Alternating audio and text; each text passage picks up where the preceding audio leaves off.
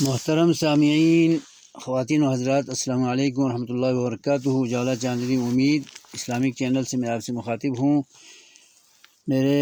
Channel کو subscribe کرنا نہ بھولیے میرے محترم سامعین۔ سلسلہ چل رہا تھا جاوید احمد غامدی کے قرآن مخالف عقائد کا رد کرنے کے حوالے سے۔ آج میں دوسری ویڈیو پیش کر رہا ہوں سورہ دہر کی آخری آیت نمبر 31 کے تناظر میں، جس میں اللہ فرما رہا ہے: اعوذ باللہ من الشیطان الرجیم، بسم اللہ الرحمن الرحیم، یدخل من یشاء فی رحمتہ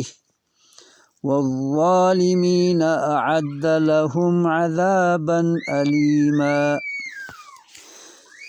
اس آیت کریمہ میں اللہ رب العزت ارشاد فرما رہا ہے کہ اللہ تبارک و تعالی دنیا اور آخرت دونوں میں اپنی مشیت اور منشا کے تحت اعمال کو مد نظر رکھ کر فضل و کرم کرتے ہوئے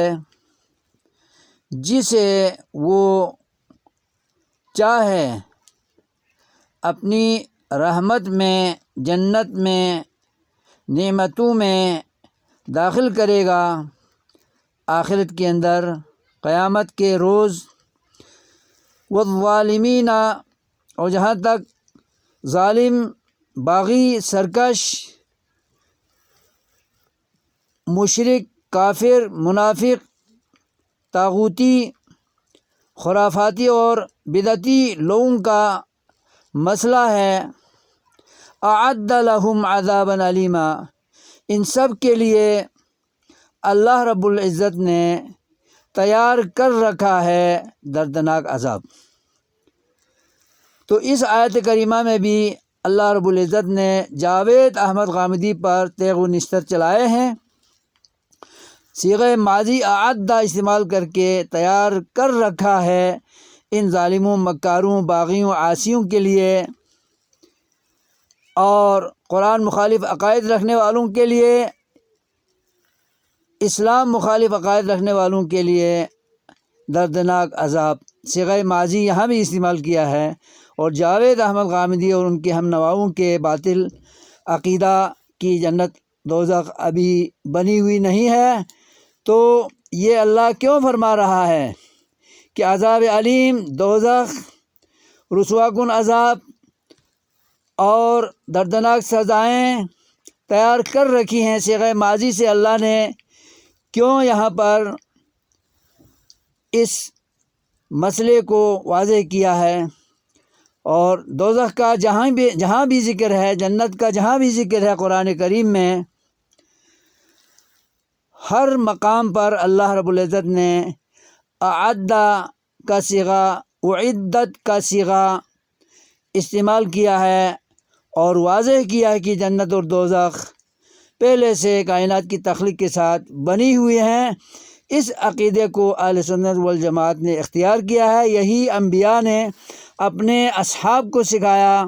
اور ہمارے نبی پاک صلی اللہ علیہ وسلم نے قرآن کی ترجمانی کرتے ہوئے اپنے صحابہ کو تعلیم دی، اسی پر تربیت کی، اور صحابہ نے اپنے ساتھیوں تابعین کو سکھایا، ان کی تربیت کی، اور انہوں نے